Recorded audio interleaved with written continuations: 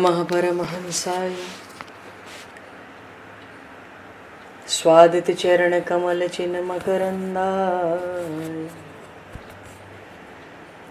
भक्तजन मानस निवासाय श्री रामचंद्राय नमः।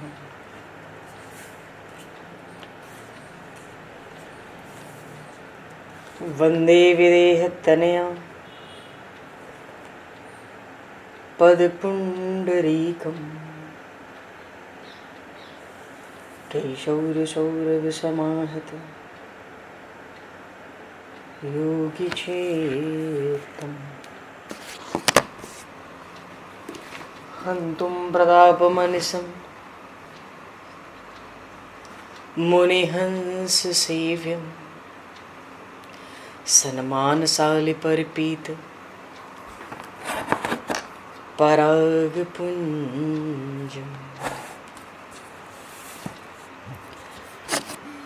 यत्र यत्र रघुनाथकीर्तनं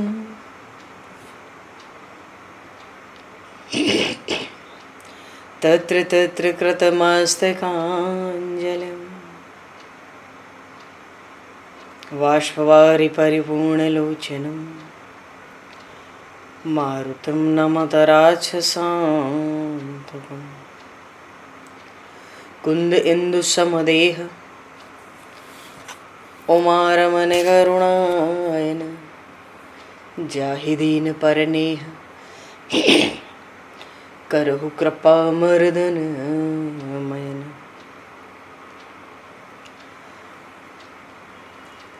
प्रहलाद नारद पराशर पुंडरीक व्यासे अम्बरीश शुक शौनक भीष्म दालभ्याम रुक्मांगद अर्जुन वशिष्ठ विभीषणादीन एतानहं परम भागवतान् नमामि। श्री सीतानाथ समारंभां श्री रामानन्दार्य मध्यमाम् अस्मदाचार्य पर्यन्तां वन्दे गुरु परम्पराम्।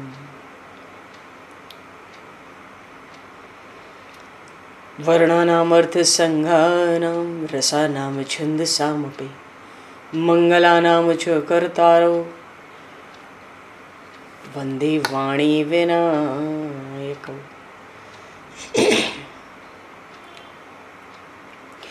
नान्यास्पृहा रघुपते हृदये स्मदीये सत्यं वदामि च भवान् किलान्तरात्मा भक्तिं प्रयक्ष रघुपुङ्गवनर्भारां मे कामादिदोषरहितं कुरु मानसं च। भक्त भक्ति भगवंत गुरु चतुर्नाम वपु एक तिनके पद वंदन के नाशहि विघ्न अनेक। बंधु तुलसी के चरण जिनकी न्यो जग काज कल समुद्र घोरत लगो प्रगट्यो सप्त जहां। श्री गुरु चरण सरोज रज निज मन मुकुर सुधार वर्णो रघुवर विमल यश जोदायक फलचार। हरिशरण श्री राम जय राम जय जय राम श्री राम जय राम जय जय राम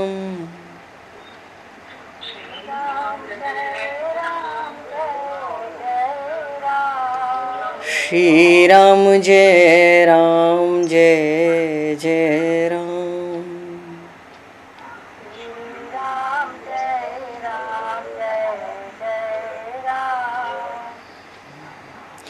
जय सिया राम जय जय हनुमान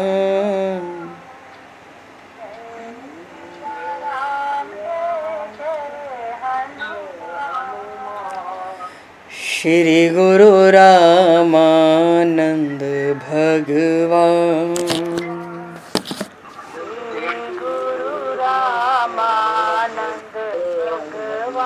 श्री गुरु रामानंद भगवान गुरु रामानंद भगवान। श्री राम जय राम जय जय राम। श्री राम जय राम जय जय राम। जय सिया राम जय जय सिया राम। जय सिया राम जय जय सिया राम। जय सिया राम जय जय सिया राम। जय सिया राम जय जय सिया राम। बोली सियावर रामचंद्र भगवान की जय। संपूर्ण राम दरबार की जय। श्री अवध मिथिला धाम की जय। श्री बांके बिहारी लाल की जय। 84 कोस ब्रजमंडल धाम की जय। श्री रामचरितमानस जी महाराज की जय। श्रीमन्नाम महाराज की जय। श्री पंडरीनाथ भगवान की जय। कली पावन अवतार गोस्वामी तुलसीदास जी महाराज की जय। सब संतन की जय, सब भक्तन की जय, समस्त वैष्णवन की जय, समस्त पूर्वाचार्य चरणन की जय, समस्त संप्रदाचार्यन की जय। श्री सद्गुरुदेव भगवान की जय। गंगा मैया की जय, जमुना मैया की जय, सरजू मैया की जय, गौ माता की जय, तुलसी माता की जय, पृथ्वी माता की जय, एकाशी महारानी की जय। जय जय श्री सीताराम, जय जय श्री राधेश्याम। नमः पार्वती पते हर हर महादेव। हरिशरणम। अनंत कोटि ब्रह्मांड नायक सर्वेश्वर पूर्ण परात्पर ब्रह्म असंख्य कल्याण गुणगणलय भक्तवांक्षा कल्पतरु शरणागत वत्सल भक्तवत्सल दीनबंधु दया सिंधु श्री कौशल्या आनंद वर्धन श्री दशरथ नंदन श्री जानकी कंठभूषण भगवान श्री सीताराम जी महाराज की असीम कृपा करुणा से श्री हनुमान जी महाराज की परम पावन भावमयी सन्निधि में महापुरुषों की भावमयी उपस्थिति में एवं आप सभी श्रद्धालु भक्त वैष्णवों की मंगल सन्निधि में मानव जीवन का सर्वोत्कृष्ट फल भगवत गुणगान भगवत कथा का आनंद हम सभी श्री राम कथा के माध्यम से प्राप्त करने जा रहे हैं। सर्वप्रथम आप सभी भक्त जनों के श्री चरणों में भगवत भाव से सादर वंदन सादर नमन। आप सभी को यथा योग्य जय सिया राम, जय जय श्री राधे हरि श्याम, जय श्री राम।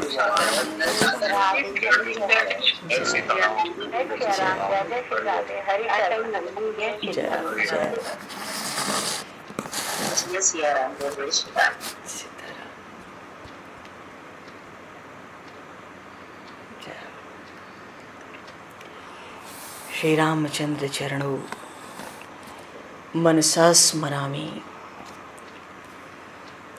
श्री रामचंद्र चरणों वचसा गृणामि। श्री रामचंद्र चरणों सरसा नमामि। श्री रामचंद्र चरणों शरणं प्रपद्ये। माता रामो मत्पता रामचंद्रः, स्वामी रामो मत्सखा रामचंद्रः, सर्वस्वं मे रामचंद्रो दयालुर्, नान्यं जाने नैव जाने न जाने। मंगलम कौशलेन्द्रस्य महनीय गुणालये चक्रवर्ती तनुजाय सार्वभौमाय मंगलम। रामं रामानुजं सीतां भरतं भरतानुजं सुग्रीवं वायुसूनं च प्रणमामि पुनः पुनः। नमोस्तु रामाय सलक्ष्मणाय दिव्यै च तस्मै जनकात्मजाय।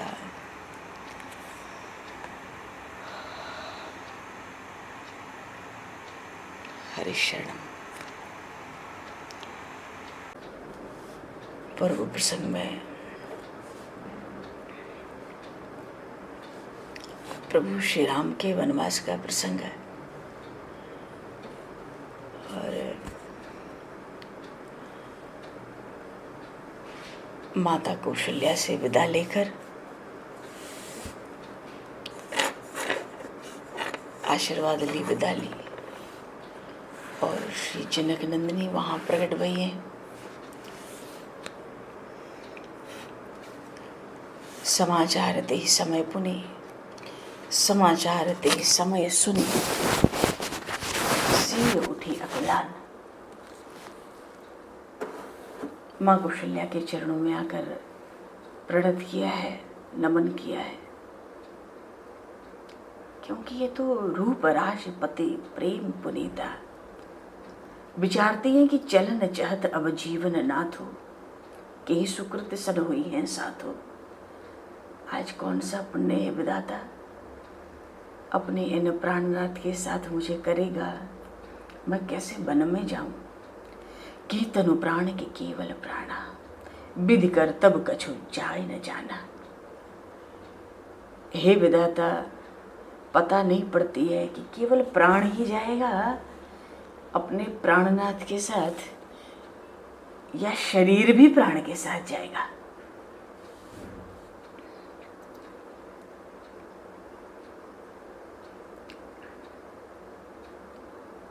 मंजू बिलोचन मूर्छते बारी, बोली देखी राम महतारी। माँ कौशल्या ने जब श्री जानकी जी की ऐसी स्थिति देखी, तुरंत प्रभु श्री राम से कहा, तात सुनो प्रिय अति सुकुमारी। ये तो अत्यंत सुकुमार है और सासु ससुर परिजन ही प्यारी, सबको अतिशय प्यारी हैं। कहाँ तो इनके पिता विदेहराज जनक, राजाओं के मुकुटमणि, कहाँ इनके ससुर चक्रवर्ती महाराज दशरथ सूर्यवंश के सूर्य, और इनके पतिदेव साक्षात तुम, पति कर रविकुल कैरव विपिन, विदुगुण रूप निधान। रूप और गुण के आप निधान। ऐसी पुत्र वधू मेरी श्री जानकी वन को जाना चाहती है। मैंने भी इनसे बड़ा लाड़ लड़ाया, आंखों की पुतली की तरह इनसे प्रेम बढ़ाया। रखी हूं प्राण जानकी लाई, मैंने तो अपना प्राण जानकी में लगा दिया है।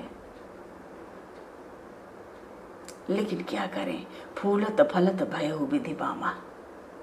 विधाता मेरे प्रतिकूल हो गया। सोई सिय चलन चहती बन साथा,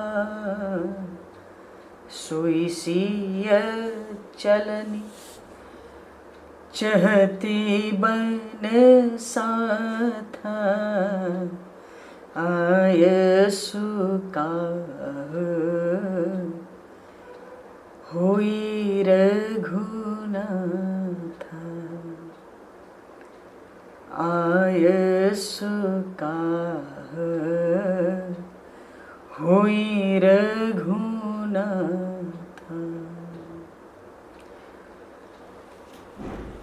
तो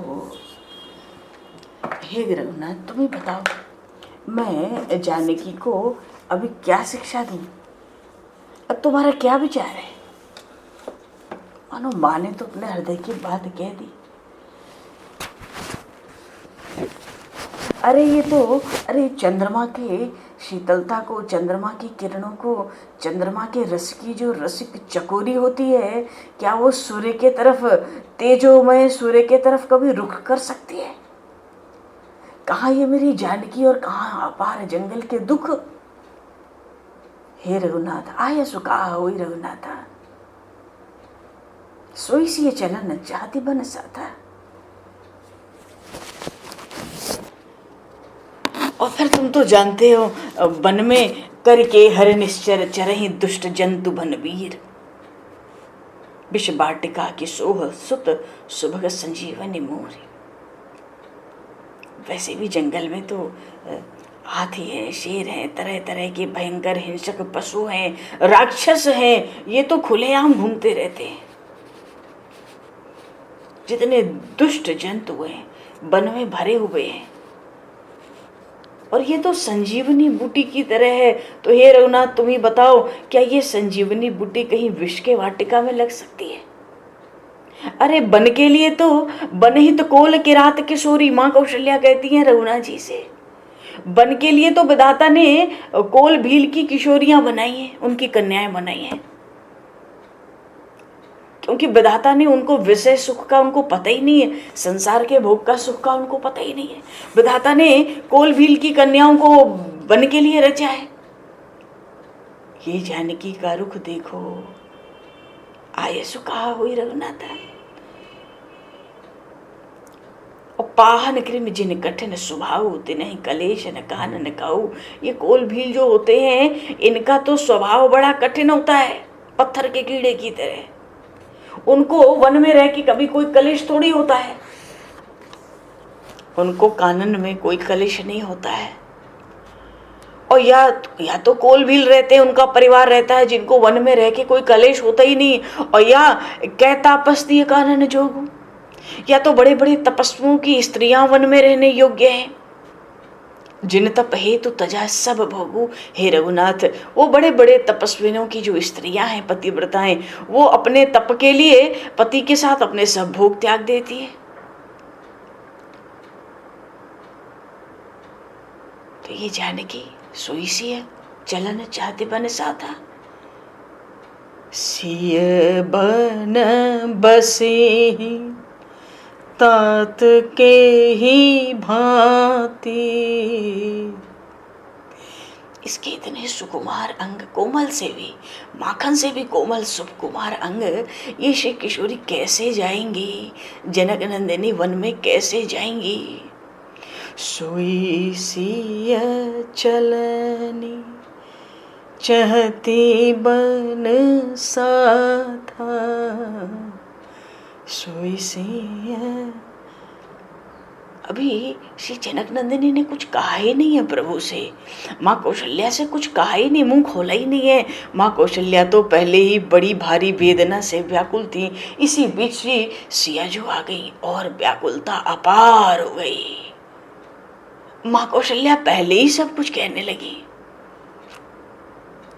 सिय बन बसे तात के ही भांति। चित्र लिखित कपि देखी डेराती।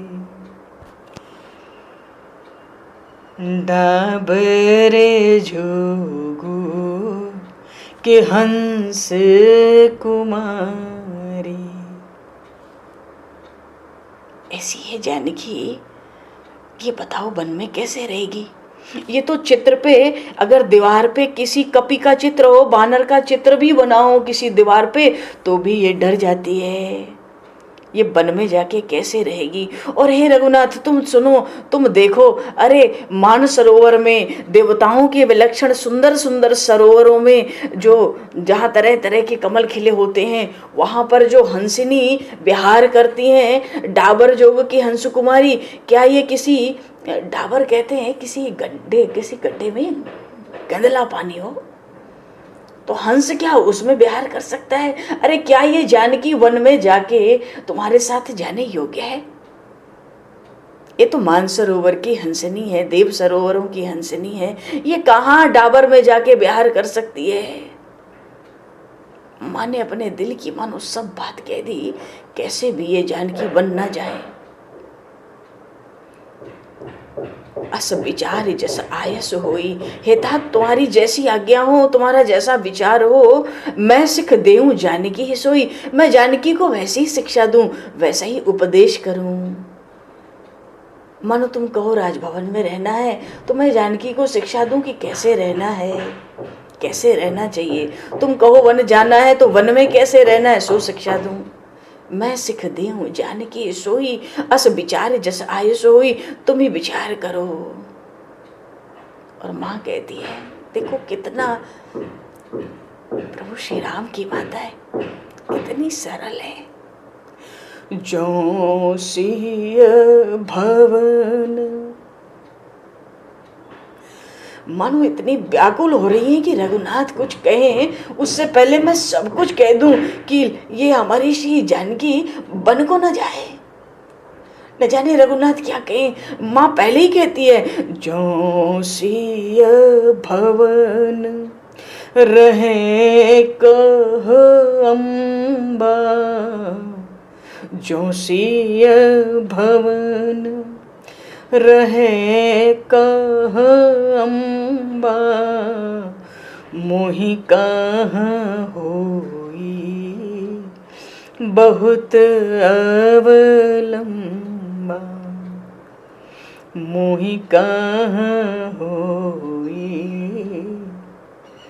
बहुत अवलंबा। माँ सोचती है रघुनाथ कुछ कहें। माँ आखिरी में प्रभु से कहती है, देखो राम, अगर जानकी राजभवन में रहें, माँ कहती है जो सी ये भवन रहें, कह अम्बा मुझे बहुत बल मिल जाए, मुझे बड़ा सहारा हो जाए। मानो माँ तो प्रत्यक्ष कहती हैं, हे रघुनाथ, अगर जानकी राजमहल में रह जाए अयोध्या में, मानो मुझे जीने का सहारा हो जाए। मोहि कहाँ हुई बहुत अवलंबा। और इतना सुनते ही प्रभु तो देख रहे हैं, पिताजी तो बिल्कुल व्याकुल हैं। पिताजी का तो कुछ कहा ही नहीं जा सकता, उनकी मेरे विरह में क्या हालत होगी। पर माँ कहती है, मोह जो सी भवन रहे का अम्बा मोहि का होई बहुत अवलंबा। तब से रघुनाथ जी माँ की वाणी सुन रहे थे। सुने रघुवीर माँ तू प्रिय वाणी।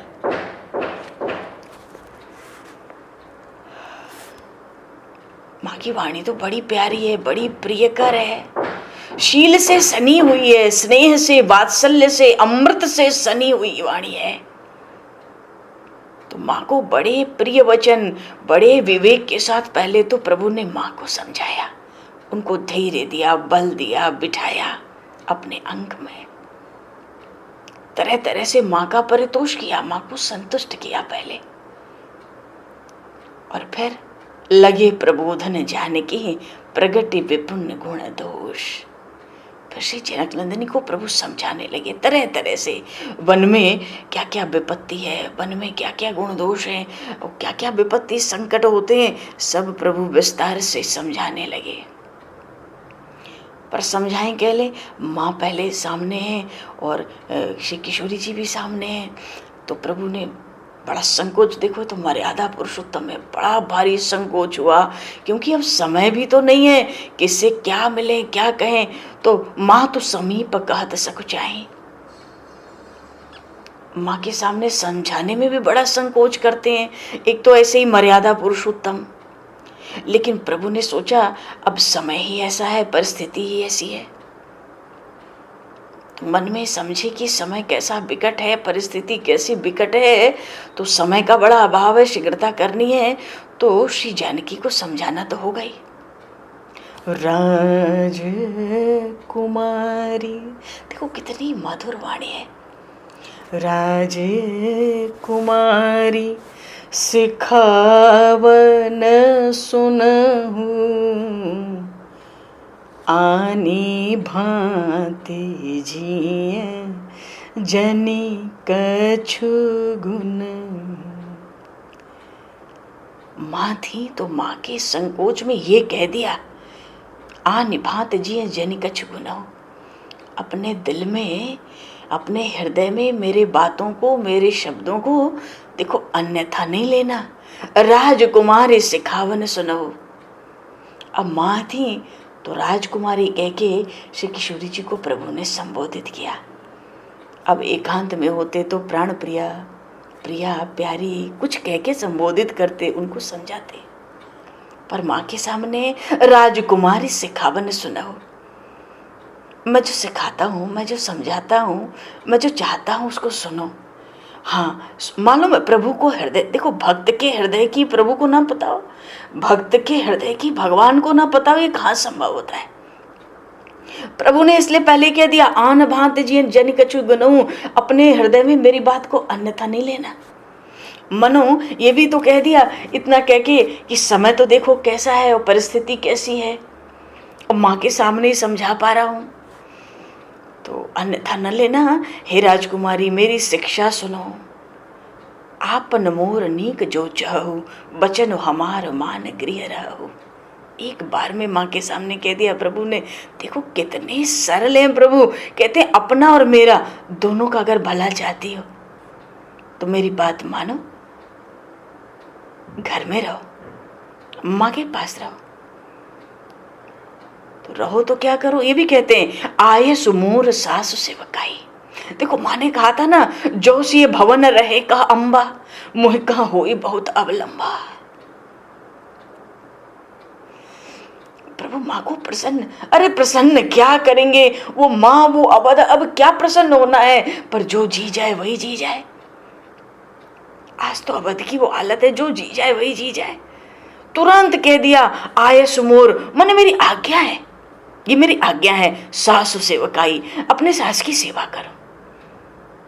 देखो हे सुंदरी, हे भामिनी, सब विधि भामिनी भवन बलाई, तुम राजभवन में रहो, इससे हर तरह से तुम्हारा भला है। और इससे बढ़कर कोई धर्म भी तो नहीं है दूसरा, सादर सासु ससुर पद पूजा।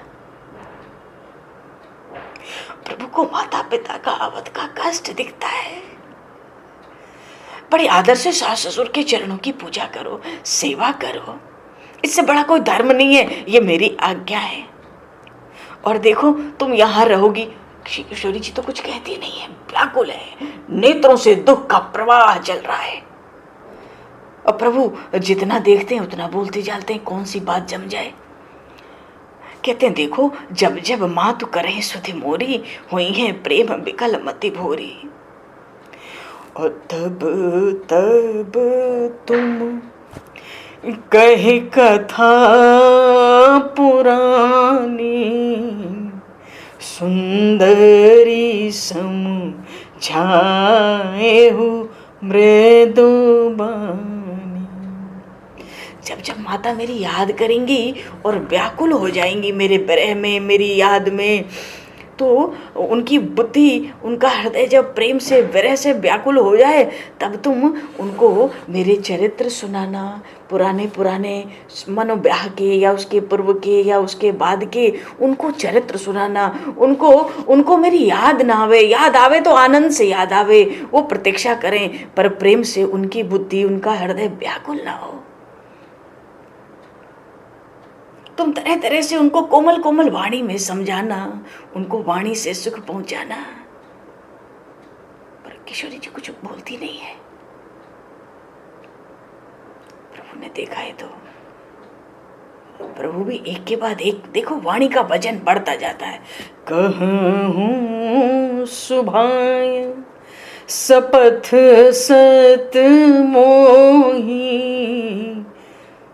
सुमुखी मातु हित राखहूं तो, कहूं सुभाय सपथ सत मोही। प्रभु कहते हैं देखो ऐसा लगता है उस त्रेता युग में शपथ का बड़ा रिवाज था, जगह जगह सब लोग शपथ ही लेते हैं। कहूं स्वभाव, मैं तो स्वभाव से ही कहता हूँ, सहज स्वभाव से कहता हूँ, और नहीं तो समझो कि 100 शपथ है मुझे, मैं 100 शपथ करके कहता हूँ। ये हे जानकी, हे सुमुखी, माँ तु हित राखो तू ही, केवल तुम्हें अवध में, मानो माँ के आगे संकोच से ये भी कह दिया, सुमुखी माँ हित राखो तू ही, मेरे माँ को सुख पहुँचे, उसको आनंद हो, उसका दुख घटे, केवल माँ के लिए तुमको रखता हूँ। भाव यह है कि ये मत समझना कि मेरे हृदय में तुम्हारे प्रति प्रेम कम है, या तुम वन में जाओगी तो मुझ पर भार होगी, या राम तुम्हारे हृदय के प्रेम की गति को नहीं समझता। सुमुखी माँ तु हित राखो तू ही, केवल माँ के लिए तुमको रख रहा हूं, माँ के दुख को कम करने के लिए, उसको सुख पहुंचाने के लिए तुम यहीं रहो। और देखो ना, गुरु श्रुति संपत धर्म फल पाई बिनहि कलेश। गुरु का फल, गुरु संग का फल, गुरु कृपा का फल, वेदों का फल, धर्म का फल, बिना कलेश सारे फल तुमको यहाँ अयोध्या में राजभवन में प्राप्त हो जाएंगे। और अगर तुम हठ करोगी, हठ बस सब संकट सहे, गालव नहुस नरेश। बड़े बड़े ऋषियों ने, महर्षियों ने हठ के कारण, गालव जी थे, गुरु जी से बोले भाई गुरु दक्षिणा हम देंगे। गुरु जी बोले भाई तुम ब्रह्मचारी हो, तुमने बड़ी सेवा की, तुमसे कोई गुरु दक्षिणा नहीं चाहिए। पर उन्होंने हठ कर लिया, गुरु जी मैं गुरु दक्षिणा दूंगा। उन्होंने कह दिया 800 स्वर्ण कर्ण घोड़े लाओ, अब लाओ, बड़ी फजीहत हुई गालव, महर्षि गालव की। पीछे राजा नहुष कुछ काल के लिए इंद्र बन गए, सारा उनको इंद्र पद का अधिकार था। उन्होंने इंद्राणी पर गलत दृष्टि रखी और ब्राह्मणों के कंधे पर चल के, पालकी पर चढ़ के गए। कितना कितना कलेश और श्राप उनको भोगना पड़ा।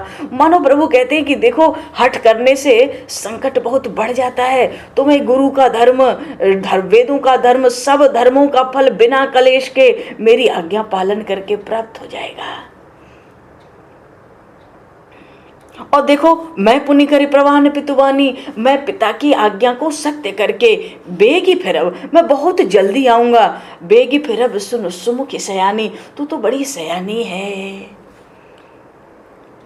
मैं बहुत जल्दी लौटूंगा हे सुमुखी। और जीवत दिवस जात नहीं लागई बारा, दिन बीतते देर थोड़ी लगती है। इसलिए हे सुंदरी, सुंदर सिखवन सुनहु हमारा। और नहीं, किशोरी जी कुछ कहती नहीं है श्री जनक नंदिनी। प्रभु कहते ही जाते, भाई जब तक ना कहें तब तक तो कह नहीं है, कुछ कहती ही नहीं है। हृदय तो फटा जाता है, मनो वज्र गिरा हो। और ऊपर से प्राणनाथ ऐसी ऐसी वाणी सुनाते। प्रभु कहते हैं, जो हट करो प्रेम बस बामा, तुम प्रेम में आके अगर कोई हट करोगी तो तुम दुख पाओगे परिणामा। प्रभु ने ये भी स्पष्ट कह दिया, देखो तुम्हें बड़ा भारी परिणाम में दुख उठाना पड़ेगा। और जो बन है, बन के कष्ट तो कोई,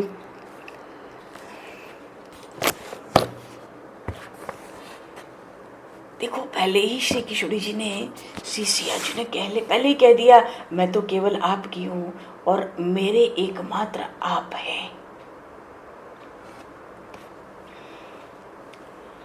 मुझे तो आपके चरणों की केवल चरण छाया चाहिए। मैं ब्रह्मचर्य पूर्वक रहकर आपको कोई कष्ट न हो, कोई असुविधा का कारण नहीं बनूंगे। वन में पशु पक्षी पुष्प देखकर मानो सब प्रसन्न रहूंगी। आपके साथ तो मैं आजीवन सहस्रों वर्ष भी वन में रहूंगी। प्रभु कहते हैं, देखो वन में केवल पशु पक्षी पुष्प ही नहीं होते। काल्पनिक सुखों का ध्यान मत करो। अरे तुम तो उच्च कुल में उत्पन्न हो, राज सदन में पली हो, तुमने केवल उद्यान ही तो देखे, वन तो विपत्तियों से भरा होता है। प्रभु ने समझाना आरंभ कर दिया। काननु कठिन भयंकर भारी, घोर गाम हिम बारी बयारी, कुछ कंटक मग काकर नाना, चलब पाया दे बिन पद त्राना, और चरण कमल मृदु मंजु तुम्हारे। तुम्हारे चरण कमल अतिशय कोमल हैं। चरण कमल मृदु मंजु तुम्हारे, मार्ग अगम भूमि धर भारे, कंदर खोह नदी नद नारे, अगम अगाध न जाहि निहारे, बालु भालु बाघ ब्रिक केहरि नागा, न करहि नाद सुनि धीरज भागा। और उस पर भी भूमि शयन बलकल बसन, असन कंद मूल फूल, और ते की सदा सब दिन मिले, सब ही समय अनुकूल है। वन में तो बड़ा भयंकर होता है कानन, कानन बड़ा भयंकर होता है। बड़ी भारी धूप होती है, लू चलती है, कभी ठंडी हवा चलती है, मानो बिल्कुल शरीर को चीर दे। और मार्ग में कितने कुश, कितने कंकड़, कितने पत्थर, और चलना भी है खुले चरण। चरण में पादुका भी वन में नहीं जाती है। और तुम्हारे चरण, चरण कमल मृदु मंजु तुम्हारे, चरण कमल। प्रभु किशोरी जी की चरणों की ओर देखने लगे। तुम्हारे चरण अतिशय कोमल हैं, अत्यंत सुकुमार, अत्यंत सुंदर। मार्ग में तो बड़े बड़े पर्वत, पहाड़, गुफाएं, खंडर, नदी, नद, नाले सब पार करने पड़ते हैं। वो बड़े दुर्गम हैं, बड़े अगाध हैं, वो तो देखते नहीं बनता, उनसे गुजरना बड़ा कठिन होता है। बन के काल्पनिक सुखों में केवल ना भूली रहो। बड़े बड़े भालू, बाघ, भेड़िए, शेर, सिंह हाथी भयंकर गर्जना करते हैं, बड़े बड़े धैर्यवानों वीरों का भी धैर्य जंगल के नाम से भाग जाता है। और फिर ऊपर से भूमि पर शयन करना होता है, बलकल वस्त्र पहनना पड़ता है, खाल पहननी होती है, पत्ते पहनने होते हैं, और असन के लिए और खाने के लिए तो कंद मूल फल, कंद कहते हैं जिनको जो जमीन के अंदर होते हैं भून के खाते हैं, जैसे आलू कच्चा नहीं खाते, कंद है। मूल उसको कहते हैं कि जमीन के अंदर तो होता है पर उसको कच्चा खा लेते हैं, गाजर है, मूली है, ऐसी चीजें। वन में तो 14 वर्ष ही खाना है कंद फल मूल, और वो भी रोज तो मिलेंगे नहीं, उस समय के अनुकूल जो होगा वो मिलेगा। और ऊपर से नर आहार रजनीचर चरई, राक्षस रात को घूमते हैं, वो तो मनुष्यों को ही खाते हैं, मनुष्य ही उनका आहार है। और तरह तरह की अपनी माया से कपट करके वेश धारण करते हैं, कपट वेश विधि कोटिक करी, करोड़ों तरह के रूप धारण करते हैं, उनका छल कपट जाना नहीं जाता। पहाड़ों का पानी भी बड़ा बड़ा विकराल होता है। बात यह है कि हे सुंदरी, हे भामिनी, विपिन विपत्ति नहीं जाए बखानी, बन की विपत्ति का बखान नहीं हो सकता है।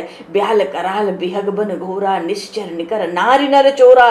केवल खाते ही नहीं है, राक्षस आते हैं, स्त्री पुरुषों को उठा ले जाते हैं, चोरी भी कर ले जाते हैं। और बड़े बड़े लोग तो, बड़े बड़े धैर्यवान वीर भी वन की सुधि लाने से डर जाते हैं। और मृग लोचन तुम भीर सुबाऊ, तुम तो चित्र दीवार पे एक बंदर का भी चित्र बन जाए तो तुम देख के डर जाती हो। हे मृग लोचनी, मेरी बात मानो। हंस गमनी, प्रभु देख रहे हैं कि रुख है वन की ओर जाने का, बात अभी पूरी तरह हृदय में जमती नहीं है मेरी। प्रभु कहते हंस गवनी, तुम नहीं बन जोगू। हंस, ये हंस की चाल वाली, तुम तो हंस गवनी हो। मार्ग में कैसे कैसे चलना पड़ता है, कैसे कैसे मार्ग। हंस गवनी, तुम नहीं बन जोगू। सुनियप जसु मोहि देहि लोगु। मानस सलील सुधा प्रतिपाली, जिय की लवन पयोधि मराली। रहु भवन अस हृदय बिचारी, चंद बदने दुख कानन भारी। चंद बदने दुख कानन भारी।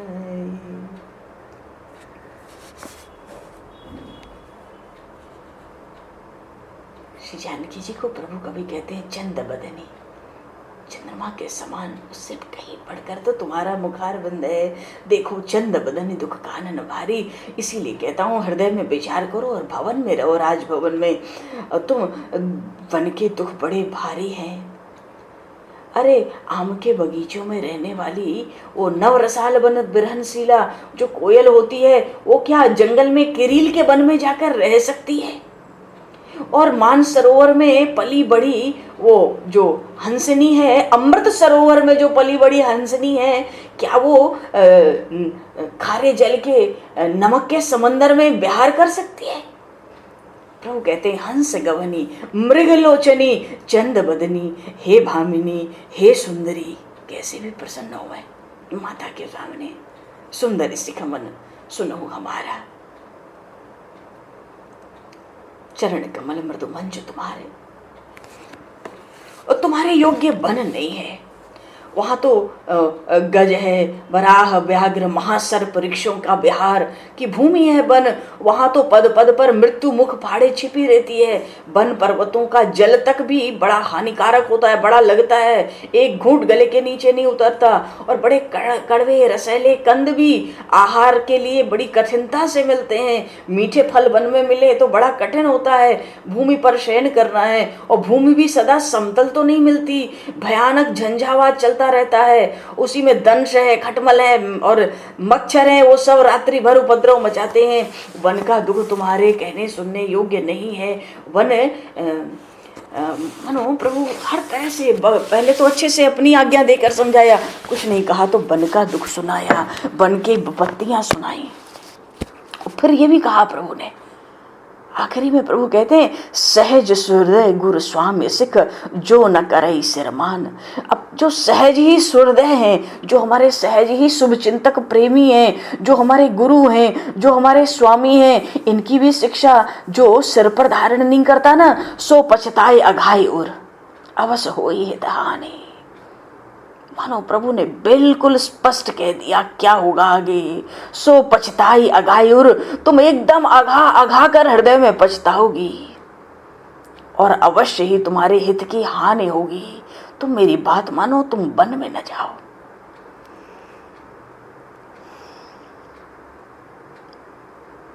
वज्र तो गिराए, सुने मृदु वचन मनोहर पिय के। अपने प्राणपति प्रभु के मनोहर वचन, बड़ी बड़ी कोमल वचन, वाणी बड़ी कोमल, बड़ी मीठी, बड़ी मन को हरने वाली, पर लोचन ललित भरे जलसी के। नेत्रों का प्रवाह नेत्र से शिशु के रुकता नहीं है। शिक्षा तो बड़ी शीतल थी सुनने में, वाणी बड़ी कोमल, बड़ी मनोहर, सुनने में तो बड़ी शीतलता थी, और हृदय में जाकर बड़ी दाहक हुई, मानो हृदय को जला देने वाली।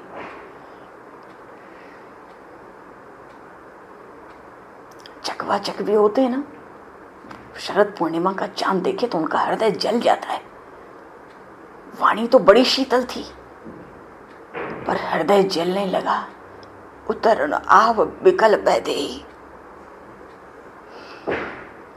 मां कौशल्या सामने प्राणनाथ कैसी कैसी बातें सुनाते, मानो हमारे दुख का तो इनको जरा भी ख्याल ही नहीं है। माँ का दुख घटे और जंगल की ये दुख है, विपत्ति है, यही सुनाते। मेरे हृदय की तो मानो इनको कुछ ज्ञात ही ना हो। उतर नाम बिकल दे तजन चहत सूची स्वामी सने, तजन चहत। इतनी व्याकुल, इतनी अधीर हो गई, ऐसी हृदय में दाह प्रकट हुई, कुछ बोला नहीं जाता उन विदेह नंदिनी से। पर यह पता चलता है आज मेरे इतने पवित्र पवित्र प्रेम को धारण करने वाले मेरे जो प्राणनाथ स्वामी हैं, मुझे त्यागना चाहते हैं। बरबस अपने नेत्रों के अश्रुओं को रोका और धर धीरज उर अवनि कुमारी। वो भूमि जा कन्या बड़ा धैर्य धारण की हृदय में, और सबसे पहले मां कौशल्या के चरणों का स्पर्श करती है। लागी सासु पग कह कर जोरी। कभी बोला नहीं ना माँ के आगे, सासू के आगे कभी बोला नहीं, इसलिए कहती हैं माँ ये मेरी जो विनय तो नहीं है, इस समय में तो अभिनय ही है, तो क्षमा भी दे, भी बड़ी अभिनय मोरी, मेरी इस अभिनय को ही क्षमा करो। दीन प्राणपति मोहि सिख सोई, जही विधि मोर परम हित होई। प्रभु ने तो मुझे ऐसी ही शिक्षा दी जिससे मेरा परम कल्याण हो, और लेकिन मैं तो बार बार अपने हृदय में देखती हूँ और समझती हूँ, पिय वियोग सम दुख जग नाही। पिय वियोग सम दुख जग नाही।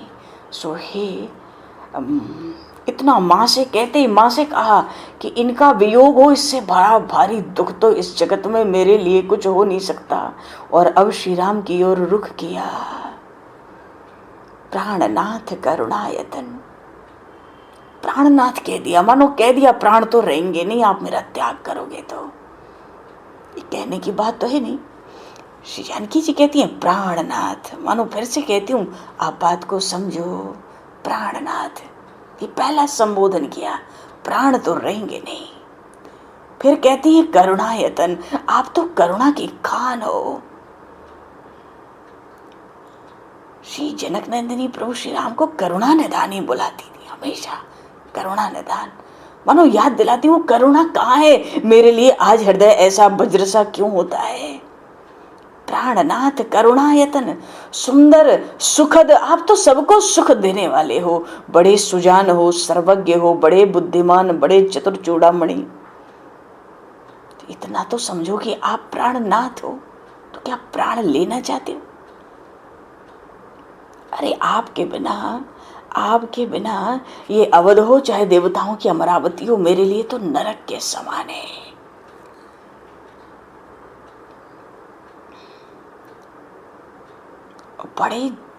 बड़ा सुंदर पातिव्रत धर्म। श्री सियाजू कहती हैं, माँ तो पिता भगनी प्रिय भाई, प्रिय परिवार सुहृदय समुदाय, सास ससुर गुरु सजन सहाई, सुत सुंदर सुशील सुखदाई, जह लगी नाथ नेह अरुणाते, पिय बिनती यही तरन ते ताते। माता हो या पिता हो, बहन हो या भाई हो, बड़े कितने भी प्रिय हो, चाहे परिवार कितना प्यारा हो, कितने सब सुहृदय हमारे इकट्ठित हों, सास हो चाहे ससुर हो, यहाँ तक कि गुरु हो या अपने नाते रिश्तेदार हो, अपने सहायक प्रेमी हो, चाहे बड़ा सुंदर सुशील सुख देने वाला पुत्र हो, जहाँ लगे नाथ नेह अरुणाते, हे नाथ, हे प्राणनाथ, हे करुणा निधान, करुणा करो। इस जगत में जितने नाते रिश्ते कहे गए हैं, पिय बिनुती यही तरन ते ताते, स्त्री को पति के बिना तो ये सूर्य से भी अधिक तपाने वाले हैं। तनु धनु धाम धरनी पूरे राजू, पति बिन सब शोक समाजू, भोग रोग सम भूषण भारू, जम जात ना सरिस संसार, प्राणनाथ तुम बिनु जग माही, मोह कहाँ सुखद कतहु कछु नाहि, जिय बिनु देह नदी बिनु बारी, तैसी नाथ पुरुष बिनु नारी, नाथ सकल सुख साथ तुम्हारे, सरद बेमल बेधु बदन निहारे। इस जगत में जितने नाते संबंध हैं, शरीर हो चाहे धन हो, चाहे घर हो, चाहे राज्य हो, ये सब आपके बिना मेरे लिए दुख का समाज है। यहाँ राजभवन के जो भोग हैं, सुख हैं, वो रोग के समान है। इस राजभवन में रहकर आभूषण धारण करना तो बड़ा भार धारण करना है। इस संसार में, इस भवन में रहना ऐसा है मानो यम की यातना भोगनी पड़े। हे प्राणनाथ, आपके बिना जगत में हमको कहीं कुछ सुख नहीं है। मोह कहाँ सुखद कतहु कछु नाही। देखो जैसे अब प्रभु भी नहीं बोलते, सिया जी बोलती चली जाती हैं, कहती है जी बिनु देह, शरीर प्राण ना हो और शरीर हो उसकी क्या शोभा है। नदी हो और उसमें जल ना हो, उस नदी की क्या शोभा है। इसलिए हे प्राणनाथ, सकल सुख साथ तुम्हारे, सब सुख तुम्हारे साथ है। और फिर छिन छिन तो आपके इन मुखारविंद का दर्शन करती रहूंगी। पशु पक्षी परिजन नगर बलकल, पशु पक्षी अब यही तो हमारे परिजन होंगे वन में, और बलकल ही सुंदर वस्त्र होगा। आपके साथ जहां भी पर्णशाल सुखमूल पत्तों की कुश की जहां भी सैया बनेगी रात को विश्राम करने की, वो तो मुझे स्वर्ग की अमरावती से बढ़कर होगी। और बन की बन देवी और बन के देवता बड़े उदार हैं, वो सास ससुर की तरह हम लोग की संभाल करेंगे। अब पत्तों का कुशों का जो बिछौना है, आपके संग तो बस प्रभु संग मंजू मनोज तुराई। मानो भर्त्सना करती हैं राजभवन के इन तरह तरह की शैयाओं की। आपके साथ तो पत्तों का और कुशों का ही बिछौना अतिशय मधुर सुंदर है, और कंद मूल फल ये तो अमृत के समान आहार होंगे। और पहाड़ों पर चलना तो मानो अयोध्या, आपके साथ संकट में चलना, विपत्ति पर चलना मानो 100 अयोध्या से बढ़कर सुख देने वाला होगा। क्यों?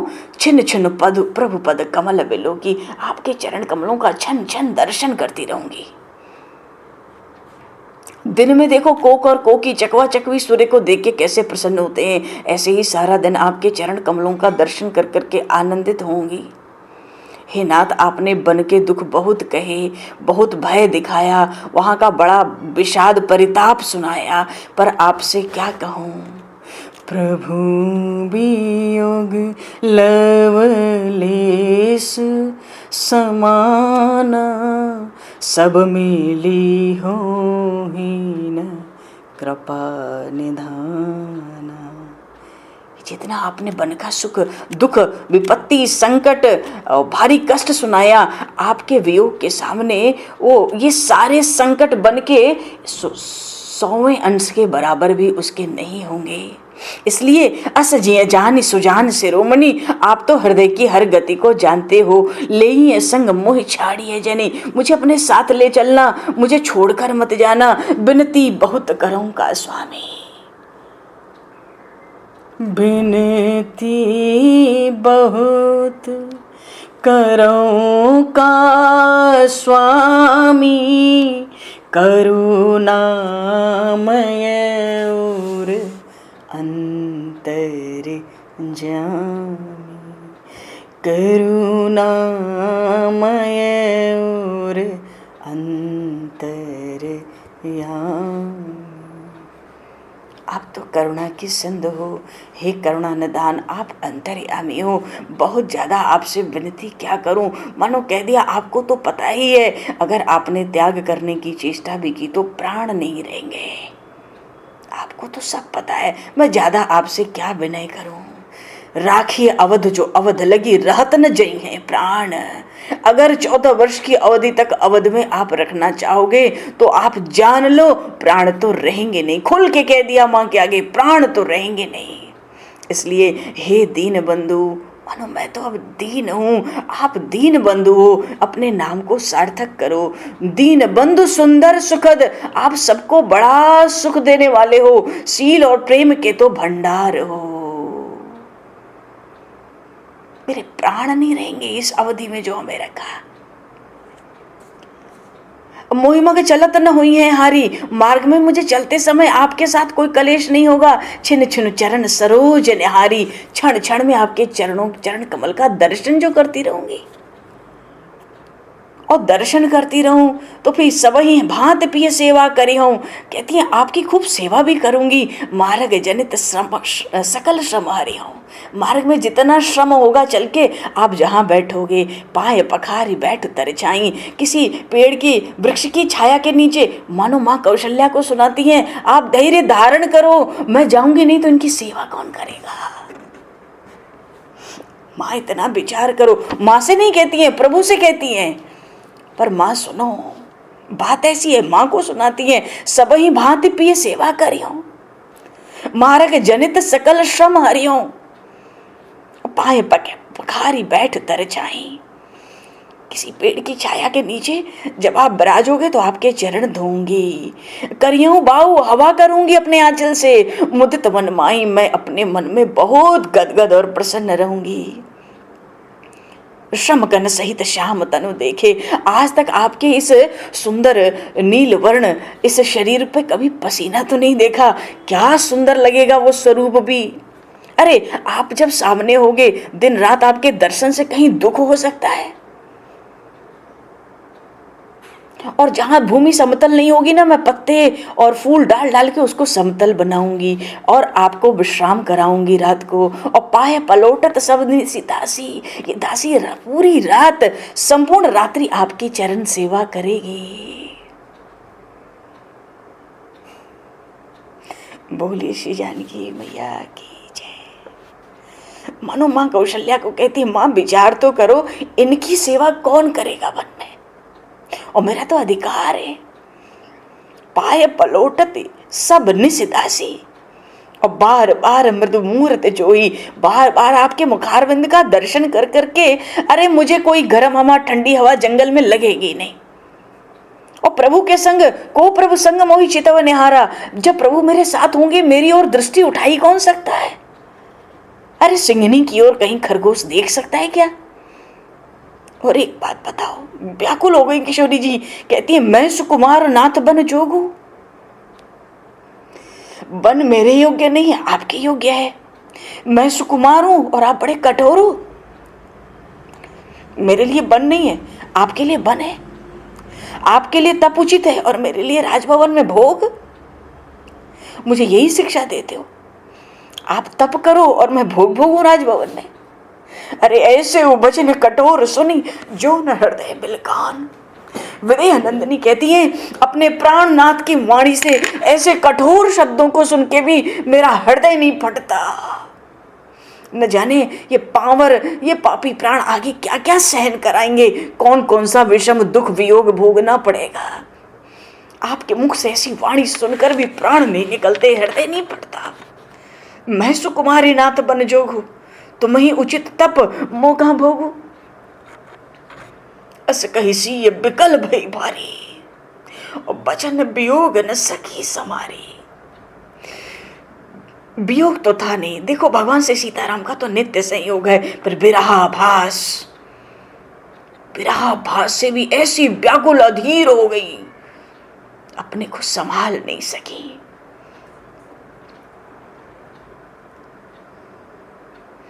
प्रभु श्री राम जैसे जैसे वन की भयानकता का वर्णन करते थे, श्री जानकी जी का रुदन बढ़ता जाता था। वे एकदम अपने स्वामी के मुख की ओर देखती रहती थी। अंत में फूट पड़ी, आपके साथ तो सब दोष मेरे लिए गुण हो जाएंगे। आपको धनुष चढ़ाए देखकर ही सिंह भाग खड़ा होगा। आपके साथ रहने पर त्रिभुवन में मेरा अपमान करने की सामर्थ्य, त्रिभुवन में मेरा अपमान करने में कोई समर्थ हो सकता है। माँ कौशल्या से कहती है, माँ बचपन में मुझे देखकर एक ज्योतिषी ने मेरे पिता से कहा था कि इस कन्या को वन में रहना पड़ेगा। किशोरी जी को स्मरण हुआ है, माँ ज्योतिषी ने पिताजी से कहा था इस कन्या को वन में रहना होगा, उसकी बात सत्य हो। श्री मैथिली रोते रोते कहती हैं, एक तपस्विनी भिक्षुणी आई थी, भिक्षा मांगने वाली कोई तपस्विनी, मानो कोई ब्राह्मणी। एक दूसरा प्रसंग सुनाया, एक बार एक तपस्विनी आई थी, मानो प्रभु आप भी सुनाओ। एक बहुत भारी पंडित ज्योतिषी ने तो कहा ही था कि इसको वन में रहना होगा, मानो वन ले चलो। उस समय आ गया और माँ एक तपस्विनी आई थी याचना करने के लिए पिताजी के भवन में। उन्होंने मेरा हाथ देखा, देखकर मेरी माँ से कहा था इसे वन में जाना पड़ेगा। मैं तो वन में जाने के लिए तभी से उत्सुक हूं, मैंने कभी वन देखा नहीं है। मुझे तो पता है मुझे वन में जाना है, मेरे माता पिता को भी पता है कि मुझे वन में जाना है।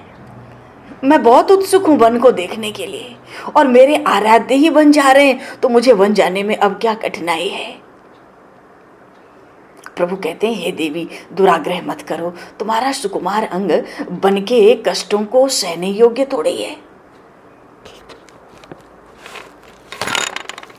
प्रभु बार बार प्रयत्न करते हैं समझाने का, तुम अयोध्या में या पितृगृह में रहो, जहां मन लगे वहीं रहो।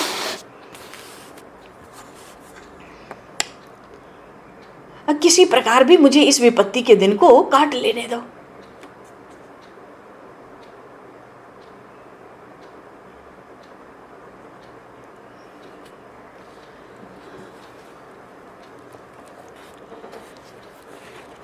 प्रसंग, एक प्रसंग आया, प्रसंग आया जब प्रभु एकांत में अपने भवन में श्री जनक नंदिनी के पास पहुंचे थे उनको समझाने। कल भी थोड़ी सी चर्चा आई थी, वहीं रुक गई थी। तो एकांत में जब प्रभु ने श्री किशोरी जी से कहा कि भाई तुम अयोध्या रह लो या अपने पिता के घर जनकपुर जाके रह लो, जहां मन लगे वहां रह लो, किसी प्रकार ये विपत्ति का दिन मुझे काट लेने दो। श्री जनक नंदिनी कहती है, हाय हाय, मेरे पिता ने क्या जाना था, वे एक दुर्बल जामाता को अपनी कन्या दे रहे।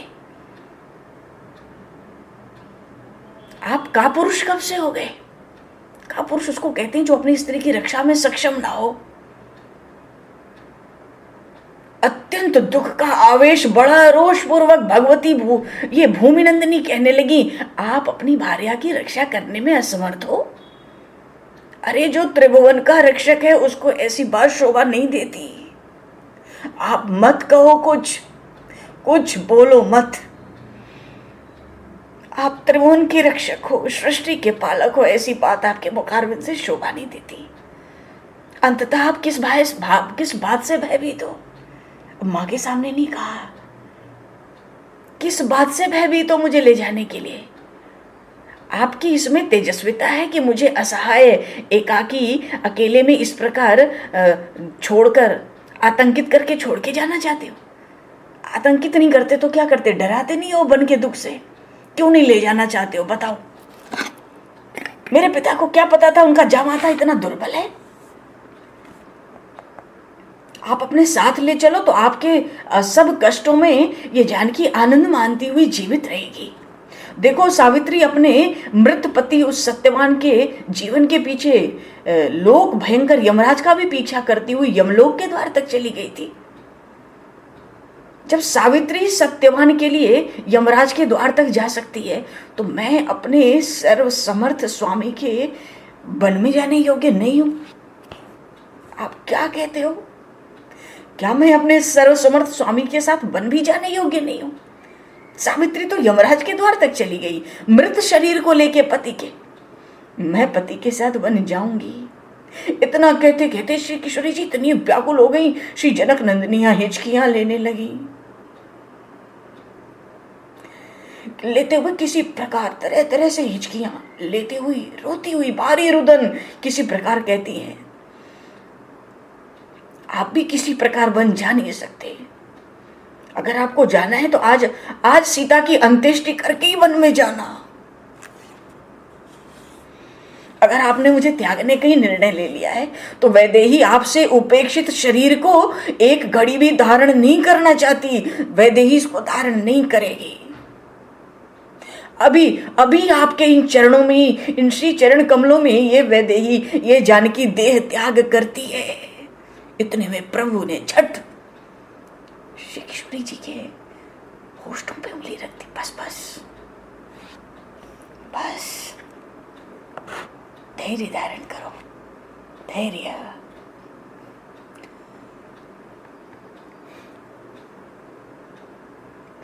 इतना कहते ही जैसे कटा हुआ वृक्ष होता है ना, कटे हुए वृक्ष के समान उस श्री वैदेही मूर्छित होकर गिर पड़ी। मुख कांतिहीन हो गया, मानो थोड़ा नीला सा पड़ने लगा। प्रभु ने बड़ी बड़ी बड़ी आतुरता से उनको भुजाओं में उठा लिया और जाकर देखा, अरे ये तो मेरी पराशक्ति है, ये मूर्छित होके गिरेंगी तो ब्रह्मांड में अब कुछ स्तर नहीं रहेगा। झट प्रभु ने उनको अपनी भुजाओं में उठा लिया और कान के पास जाकर अपना मुख ले गए कान के पास श्री किशोरी जी के, और बड़े ऊंचे स्वर से प्रभु ने कहा, देवी साथ चलो, देवी साथ चलो। इतना सुनते ही बोलिए श्री राघवेंद्र सरकार की जय। जैसे किशोरी जी ने नेत्र खोले, श्री प्रभु कहते हैं, तुम्हें दुखी करके राम तो साकेत को भी अस्वीकार करता है।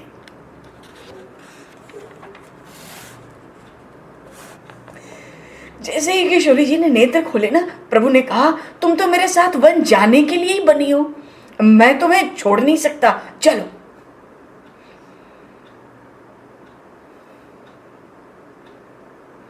श्री लाडली जी कहती है, मैंने बचपन में ऋषियों के मुख से अनेक युगों के राम अवतार का चरित्र आपका सुना है। थोड़ी सी प्रसन्नता आई, श्री जी के मुखारविंद पे थोड़ी प्रसन्नता आई। बोले बचपन से ऋषि मुनियों से अनेक युगों के रामचरित्र मैंने सुने, सभी युगों में सभी कल्पों में श्री जानकी अपने स्वामी के साथ बन गई है। हाय हाय, क्या मैं ही भाग्यहीन हूं कि आप मेरा त्याग करते हो। प्रभु कहते हैं, प्रभु ने अपने उत्तरीय से अपने पीताम्बर से श्री जी के अश्रुओं को पोंछा। कहते मैं तुम्हारा त्याग कर नहीं सकता। बोलिए श्री राम राजा सरकार की जय, श्री जनक नंदिनी की जय।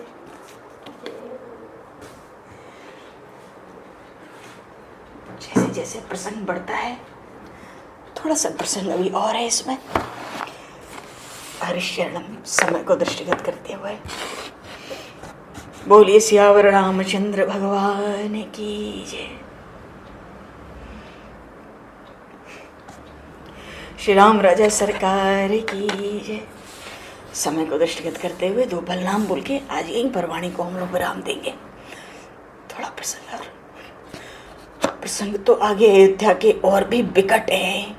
अभी तो प्रभु एकांत में, लक्ष्मण जी का रोष, महर्षि वशिष्ठ का उनकी प्रतिक्रिया, लक्ष्मण जी का दैन्य, अयोध्या वासियों का भारी विलाप। अभी तो स्थिति फिर भी सिया बोल सिया बोल, सिया सिया बोल, सिया बोल सिया बोल, सिया सिया बोल, श्री राम राघव रसिकेश बोल, श्री राम राघव। सिया बोल सिया बोल, सिया बोल सिया बोल, सिया सिया बोल, श्री राम राघव रसिकेश बोल।